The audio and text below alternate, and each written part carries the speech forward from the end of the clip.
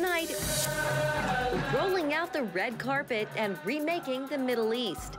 Trump's second stop in Qatar, on the heels of meeting with Syria's new leader and announcing a shift in U.S. foreign policy. I am also ordering the cessation of sanctions against Syria to give them a fresh start. The big ask he made of the Syrian leader, and the other country he's extending an olive branch.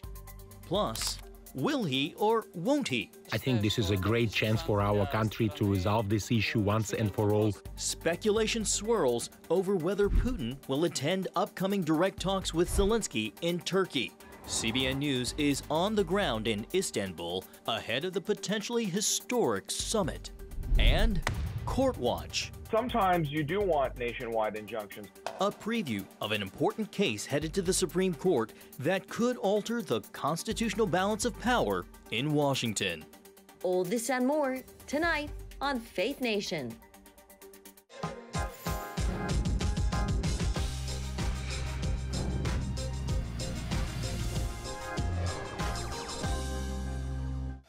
The red carpet welcome with horses, camels, and Tesla trucks for President Trump in Qatar on the second leg of his tour across the Middle East.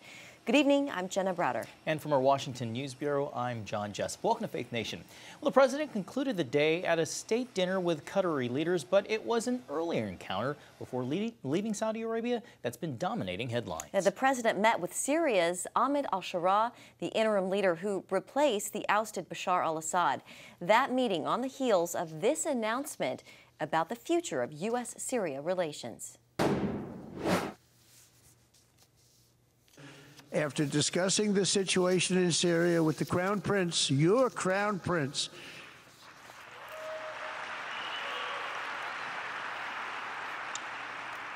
and also with President Erdogan of Turkey, who called me the other day and asked for a very similar thing, among others, and friends of mine, people that I have a lot of respect for in the Middle East, I will be ordering the cessation of sanctions against Syria in order to give them a chance at greatness. President Trump also suggested Syria join the Abraham Accords. That's the diplomatic agreement between the U.S. and Israel and other Gulf nations. That's right, but he didn't stop there, offering an olive branch to another potential partner, Lebanon, encouraging the nation to cut ties with Hezbollah. Some, though, have questioned Israel's standing in all of this because the president's bypassing America's closest Mideast ally during the trip. Here's what he told reporters. On Israel, you're not going to Israel. Does this trip sideline Israel at all? No, not at all. No, this is good for Israel. Having a relationship like I have with these countries, Middle Eastern countries, essentially all of them, I think it's very good for Israel. Drawing attention away from the talks, the president is still dealing with backlash from both sides of the aisle over whether he will accept a $400 million jet from Qatar, saying he would be stupid to turn it down. And while he's over there, President Trump also said he would be open to visiting Turkey, where a high-stakes summit is happening tomorrow between American and Ukrainian officials. Russia's Vladimir Putin called for the meeting, and Ukraine's Volodymyr Zelensky said he would go. But it's still unclear if Putin intends to go or send other officials in his place. CBN's George Thomas reports from Istanbul. Security is heightened across Istanbul and along the Bosphorus Strait as the city prepares for a potential high-stakes meeting between Putin and Zelensky. CBN News spoke with Russian tourists Vladislav and Katya, who are visiting the city and hoping their president will finally give peace a chance. I think this is a great chance for our country to resolve this issue once and for all, so that it has a good outcome and we can stop this conflict. Some Turkish citizens also urged President Putin to meet with the Ukrainian leader. I'm sure Ukraine is worried about what peace will look like, but that's a better option than war. I welcome Putin coming to my country and meeting with Zelensky. A peace agreement would benefit all parties involved. Putin proposed the direct negotiations in Turkey, and Zelensky said he would meet him there. So far, the Russians have not announced who they are sending, and Zelensky has said he will only meet with Putin. I believe that if Putin does not arrive and play games, it is the final point that he does not want to end the war. If Putin shows up here in Istanbul, it would be a very big move. He has made it very clear he dislikes Zelensky and has even questioned whether he's a legitimate president. The last time these two men met was back in 2019. This would be the first face-to-face meeting since Russia invaded Ukraine over 3 years ago. Turkish President Erdogan, who has agreed to host the talks, says efforts to end the war have reached a turning point. As the only country that has gained the trust of all parties, we have reiterated that we are ready to contribute to these talks and that we will be happy to host them. We see that a new window of opportunity has emerged with the recent developments. Meanwhile, President Trump, currently on a 4-day Middle East tour, floated the idea of diverting to Istanbul. If I thought it would be helpful, I don't know where I'm going to be at that particular point. I'll be someplace in the Middle East, but I would fly there if I thought it would be helpful. Trump, speaking in Saudi Arabia, announced that Secretary of State Marco Rubio will attend Thursday's talks. The U.S. and European allies have ramped up efforts to end the war, which has already claimed tens of thousands of lives. Whether the meeting happens or not, the world is watching. The next steps toward peace may well be decided here in Turkey. George Thomas, CBN News, Istanbul. Now is Mark Montgomery, a retired Rear Admiral and Senior Fellow at the Foundation for Defense of Democracies. Mark, welcome. So the world watching to see if Putin and Zelensky will meet. What do you make of the summit happening in Istanbul? And do you think these two leaders will actually come face to face?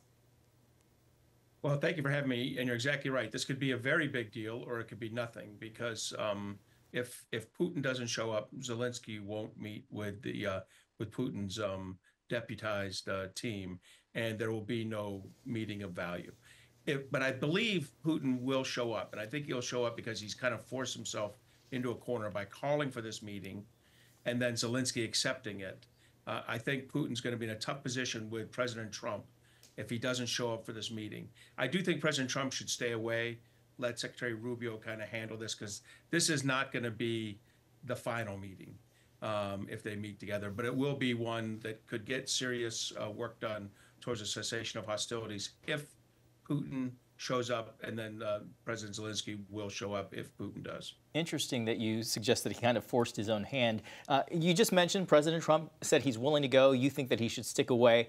But let's talk about this trip that he's been on in the Middle East. How effective has his tour been so far, and is there anything that stands out to you most? Well, it's been a good trip for him, and I would say, by the way, on going to the meeting, the fact that I don't think he should go will have no reflection on the outcome. He'll go if he thinks, he could get something done there. This has been a great trip. The meeting in Saudi Arabia was a significant, both in terms of U.S. military arms sales, but also foreign direct investment by Saudi Arabia in the United States. Some number between $600 billion and $1 trillion. So that's important, and it really does demonstrate what Donald Trump's foreign policy is all about. It is economic security driven, and it's very transactional. And he's very clear about this. He doesn't hide it. It's not the traditional way that we conduct foreign policy in the United States, but it has positive effects, and this trip is one of them. And I think we'll see the same coming from Qatar and from the United Arab Emirates. The same kind of direct investment, but at a much lower scale than Saudi Arabia, because they're a much more wealthy country. Yeah, you mentioned Saudi Arabia. President Trump, he's urging Syria to normalize ties with Israel by joining the Abraham Accords. Two questions. Do you see that happening, Mark? And then with Saudi Arabia, the kingdom, it continues to say it won't join until there's a path for Palestinian statehood. But do you think President Trump might be able to get Saudi Arabia to the negotiating table? Yeah, so I'll take those two things separately. Syria, this was an interesting thing to say I'll relax what are nearly 40-year-old. Some of these sanctions go back to the 1980s. Many are from the 2000s to 2000 and after the 2010 uprising. But these are decades worth of sanctions that he's willing to lift. And the interim president, al-Shara, he looks good. We do need to remember his past. He was an al-Qaeda fighter that fought the United States. It worries me sometimes when the president says he's a very strong guy, he has a good past. He doesn't. He's a very bad guy. Now, he may be operating in good faith now, but he was an al-Qaeda terrorist fighting the United States for a decade, in fact, jailed by us for some period of time. I do think that in Syria, relaxing these sanctions could give this interim president the opportunity, to kind of pull Syria out of the basement that it's in, financially and economically. The Saudi thing's different. This is a good move. I mean, the Saudi Arabia move is, moving Saudi Arabia along towards joining the Abraham Accords is a good thing for the United States. It's a good thing for Israel, and it's a good thing for the Middle East. And the only country it's a bad thing for is Iran. And it'll solidify, those Sunni Muslim countries with Israel in opposing Iran's attempt to be, have regional dominance in the Middle East. So I really think that's a great job he's done. He doesn't have to cross the finish line, and he won't until we have some further resolution in Gaza. All right. He moved them. Mark Montgomery, Rear Retired Admiral and Senior Fellow at the Foundation for Defense Democracies. Thank you so much for being with us. Thank you, Mark. Thank you for having me. All right, flight delays, staffing shortages, outdated airline equipment, and America's aging infrastructure. Yeah, those were some of the issues that came up at a hearing today about the Department of Transportation's upcoming budget. Transportation Secretary Sean Duffy told House lawmakers that building big, beautiful infrastructure is a top priority for President Trump, but some question how staffing reductions and cuts to critical programs make Americans safer, especially in light of a series of mishaps, including January's fatal mid-air crash over the Potomac River in Washington, and more recently, major delays at Newark International Airport. We can do more with less, Mr. Chairman. And if we do more with less, that means that we'll have additional money, I think, through this committee to put back into the infrastructure that so many of us dearly want in our communities. Democrats also questioned the administration's threats to withhold transportation funding from states that failed to comply with Trump immigration enforcement policies. Coming up, the GOP push to get President Trump's spending wish list through Congress. Welcome back. Congressional Republicans are trying to push through next year's budget bill by Memorial Day. House GOP completed one key step, working late into the night on what President Trump calls a big, beautiful bill. But the effort has been met by mounting opposition from Democrats. Yeah, it's biggest political and legislative debate for Republican leaders since Trump's first term. CBN Capitol Hill correspondent Michelle London joins us now with the latest developments. London? Well, after nearly 17 hours, the Ways and Means Committee finally approved the tax bill by House Republicans. But many more steps remain before the package becomes law. A current sticking point has to do with a tax deduction. Some congressmen from high tax states want to fit in, but they're running out of room because of other priorities. Here's House Minority Leader Hakeem Jeffries. If there is nothing done with respect to the state and local tax deduction cap by the end of the year, you know what happens? It goes away. So anything that Republicans are doing that relates to a cap actually will increase taxes on the American people, not lower taxes. And during a press briefing earlier, House Majority Leader Steve Scalise said a lot of work goes into getting 11 committees ready to complete this work. Take a listen. All members of Congress will vote for that bill, but everybody who casts a no vote is going to have some tough questions to answer back home. Why would you vote against tax relief for working families? You can lie all day long, as the whip pointed out, about the rich and the billionaires. The rich and the billionaires are always going to figure out how to get through whatever the tax code looks like. A marathon of overnight hearings raised sharp debate over a list of items, including tax breaks tallying more than $5 trillion, green energy strategies to fight climate change, and sizable reductions in Medicaid health care. Also, this bill would add work requirements of at least 80 hours a month to able-bodied adults who receive Medicaid benefits. Republicans are also outlining changes that place restrictions on a state's ability to raise taxes on health care providers. The proposed changes to Medicaid are estimated to bring in a total $715 billion in savings. Now, when it comes to Medicaid cuts, House Speaker Mike Johnson says the purpose is to protect Medicaid for the people who need and deserve it most. This program is an essential lifeline for our most vulnerable Americans, pregnant women, single mothers, low-income seniors, the disabled. That's who Medicaid is intended to be for, and that's who we're protecting, while we're eliminating fraud, waste, and abuse to improve Medicaid. These are reforms to restore and preserve the system so that it doesn't collapse on itself. That means ensuring illegal aliens don't get coverage meant for Americans in need. Now, GOP leaders also hope to increase the debt ceiling for 5 years to get the president's big, beautiful bill passed. House Republicans would need unity in the party with moderates. Texas Republican Chip Roy told reporters roughly 20-plus issues still need to be resolved. Johnson wants to get the bill through the House and to the Senate by Memorial Day. The actual deadline for Republicans is mid-July. That's when Treasury Secretary Scott Bessent says Congress needs to increase the country's borrowing authority to avoid a potentially catastrophic government default. All right, thanks, Michelle. Still to come, we look ahead to tomorrow's Supreme Court hearing that pits judges against the presidency. Whose power will reign supreme? That's next. A Wisconsin County judge is citing judicial immunity in a motion to dismiss federal grand jury indictment on charges that she helped an undocumented immigrant evade officers. Judge Hannah Dugan says she is innocent. The case sparked protests on both sides. Dugan is accused of knowingly concealing a migrant and telling ICE they needed a warrant, then directing the man and his lawyer to leave through a non-public jury door to avoid the authorities. Dugan is out on bond, but temporarily suspended from the bench. Well, tomorrow the Supreme Court will hear a series of arguments that could redefine the limits of judicial power. The policy in question has to do with birthright citizenship, but the heart of the case is whether a federal judge has the authority to block a presidential executive order. CBN's Brody Carter has this preview. People that come into our country and they walk in and all of a sudden they become citizens and they pay a lot of money to different cartels and others. In early 2025, President Trump signed an executive order aimed at ending birthright citizenship for children born in the U.S. to non-citizen parents. In response, Washington State's Attorney General and 3 other states sued the Trump administration. We do not have a king.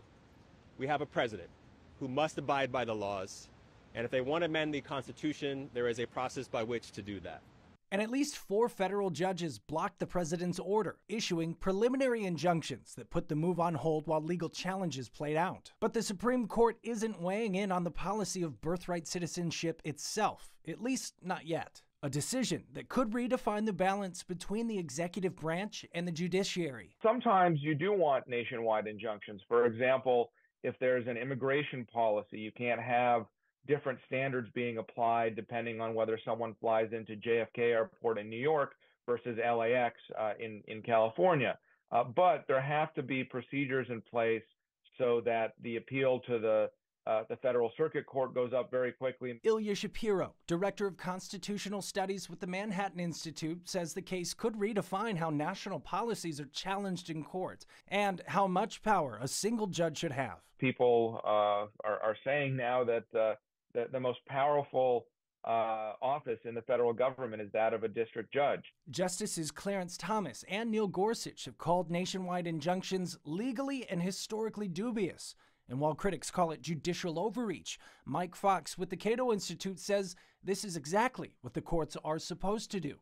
But you know, the idea that courts can't issue nationwide injunctions is just ridiculous. And if you're going to say that the rulings can only be confined to the parties or confined to a specific jurisdiction, you're dramatically increasing the amount of litigation. You're also, you know, making inconsistencies across the board. I don't really see how that benefits anyone. At the end of the day, the law is the law. Paul Larkin with the Heritage Foundation disagrees, saying federal judges exceed their constitutional authority when one district court can halt national policy. He questions whether a single judge should hold that much power and says this case could mark a turning point in rebalancing the branches of government. Yes, a nationwide injunction issued by one judge has the benefit of trying to resolve an issue quickly. But that short-run benefit is greatly outweighed by the long-run benefit of making sure we get it done not quickly, but correctly, or to the best of our ability. As justices hear oral arguments, legal experts are watching to see if the court draws new limits on nationwide injunctions or stand by them as a check on executive power. I'm Brody Carter, CBN News. Thank you, Brody. Great reporting. And still ahead, a young cancer survivor with an inspiring drive. I was 10 years old and we were on an island off the coast of Thailand, and that's when the 2004 tsunami hit. The tsunami was as close as you are to me right now. My family, we just start running up this pathway as fast as we can, and I look behind me and it was like, I wish I had never looked behind me because I just watched the tsunami just destroy everything in its path. We have permission to go to God and be like, where are you? You may not get an answer then, you may not get your miracle then, but you will get comforted then by the divine comforter. Like Holy Spirit will come and meet you. And I start walking there to my car and I just have this feeling like I need to hurry up. And then I start running to my car. And then at one point I'm sprinting to my car. It was like this Holy Spirit unction in me being like, go girl, go. As I'm driving back, I had to go over multiple bridges and I'm going over the last bridge and then I see him. Hearing God's voice is an adventure. As much as I hear both of your voices, I can hear the voice of God. Told you. Most interesting person. I'm just trying to figure out how you know 6 people allegedly that are more interesting than her. That is a clip from this week's episode of CBN's new Heaven Meets Earth podcast. Each week, hosts Abigail Robertson and Ryan Bethea share firsthand stories of miracles and walking with the Holy Spirit. You can check it out on YouTube or any podcast platform. Jenna, this has been a great podcast to listen to. Oh, it's wonderful. This last episode, too, is this week's episode is just miracle after miracle. It's so encouraging. I would recommend it to anybody. Well, finally tonight, a 10-year-old from Colorado isn't letting anything stop him from living life in the fast lane. That's right. Pedro Cueto has been driving go-karts as long as he can remember. After being diagnosed with bone cancer at just 6 years old, Pedro underwent treatment and lost his leg. Not long after, he was back on the track, winning state championships. I care so much that I'm like showing other kids, hey, you can do it. Don't give up. Don't give up. Next, Pedro will compete in the World Series karting event to raise awareness for drivers with disabilities. Great job, Pedro. Great job and pretty inspiring story. Yeah, definitely. Yeah. All right, that's going to do it for Faith Nation. Thanks so much for watching. We'll see you right back here again tomorrow.